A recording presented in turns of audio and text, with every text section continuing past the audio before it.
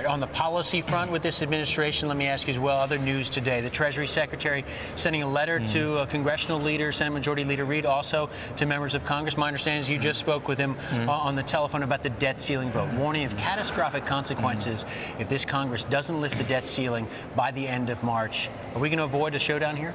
Well, I don't know if we're going to avoid a showdown. I think we'll avoid a default.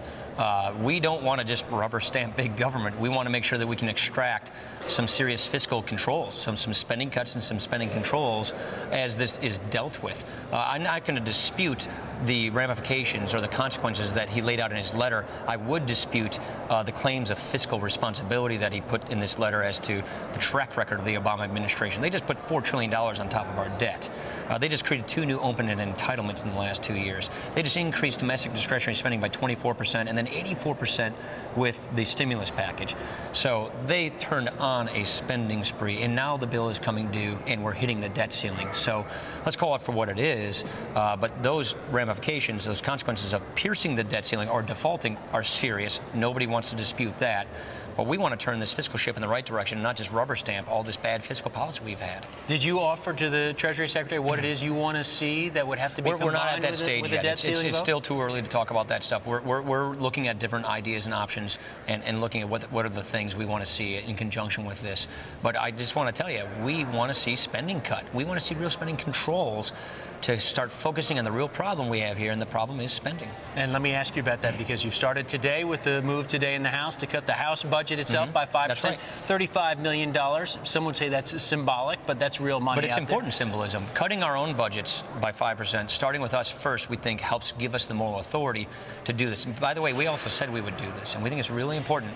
What you say in campaigning, you do in office, and that's exactly what we're doing. That's why we're also bringing a bill to repeal the health care legislation. This is a fiscal train wreck. We think it should be repealed and replaced, and that's why we're moving forward on this. So what we're doing is fulfilling the pledges we made to the American people in our pledge to America. You're already facing criticism as well for the repeal of the health care law from the Obama administration. But well, also, sure, they don't want to repeal it, of course. But from fiscal critics as well, who wonder about the fact that you're repealing it, yet you're not offsetting the cost. The CBO even today is suggesting that's a $230 billion price tag. The CBO has to score what is put in front of them, and what the Democrats put in front of them is a legislation that is so contorted, so smoke and mirrored, that if you pull away all the gimmicks, all the funding gimmicks, this thing has about a $700 billion deficit. So we're not interested in endorsing and accepting the budget gimmickry that was used to try and make it look as if this is a deficit reduction exercise. This health care bill will explode the deficit when you look at this thing honestly.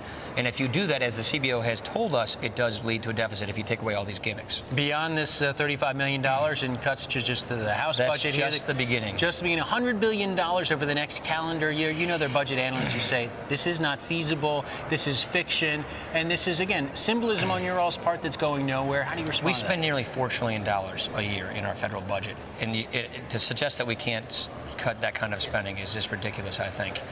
We Can you need offer to cut specifics spending. at this point? So you're we will be offering specifics. Just wait till we put our bills out there, then you will see the kinds of specifics we're talking about. But we plan on bringing spending cuts to the floor every single week. We're cutting our own budgets this week. We're going to keep bringing spending cuts to the floor.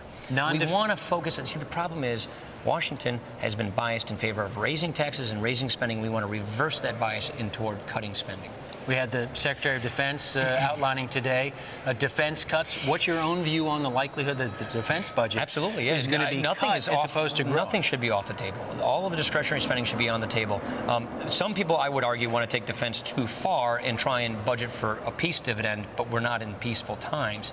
So, but we can't ignore the fact that when you throw $700 billion at any government agency, the Pentagon included, there's not going to be some waste that we have to go after. So we need to do real effective oversight and go after a lot of the waste and abuse that has occurred over the Pentagon and save that money as well. Let me just ask you finally, you start this new year, of course, in control of the House. What is your realistic level of optimism that you can work with this president and, for example, reach a deal on reducing this deficit? Well, I hope so. I don't know that we're going to get big agreements, especially because health care is the real leading cause of our deficit and our debt. So I don't think the president's going to wake up one morning, later this month and agree with us on health care.